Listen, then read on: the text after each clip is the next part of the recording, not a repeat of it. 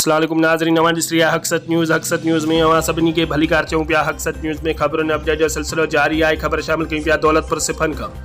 Sindh action committee पारां बहरिया town Zulfikar आबाद DH city समेत सिंध दुश्मन मनसूबनि ऐं सिंध जे ज़मीननि ॿेटनि ते वालार धारी आबादगारी अफ़गाननि जी लोड आबाद करण ख़िलाफ़ जागरता मुहिम जे सिलसिले में सकरन खां मोरो ताईं निकितल रैली दौलतपुर सिफन पहुती, जिते क़ौम परस्त कारकुननि हाफ़िज़ ज़ैन भुट्टो, अयाज़ पीरज़ादो, मोहम्मद ईसा डायरी, मौला बख्श बुरडो ऐं शहरनि पारां गुलनि जी वर्खा करे शानदार इस्तक़बाल कयो वियो।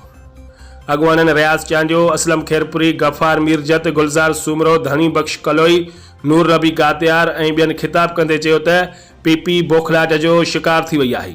गुज़िरियल ॾींहुं पुरअमन काफ़िले जी रस्ता रोक कई वई। 80 खां वधीक क़ौम परस्त कारकुननि ते कूड़ा केस दाख़िल करे गिरफ़्तारियूं कयूं पियूं वञनि।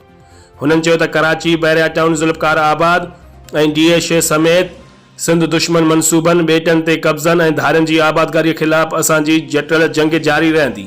शहर शहर, ॻोठ ॻोठ ऐं वाहण वस्तियुनि ताईं सुजागी पैगाम खणी निकिता आहियूं त सिंधी क़ौम सुजाग थी पंहिंजे हक़नि ऐं धरतीअ ख़ातिर मुतहद थी जिदोजहद कनि।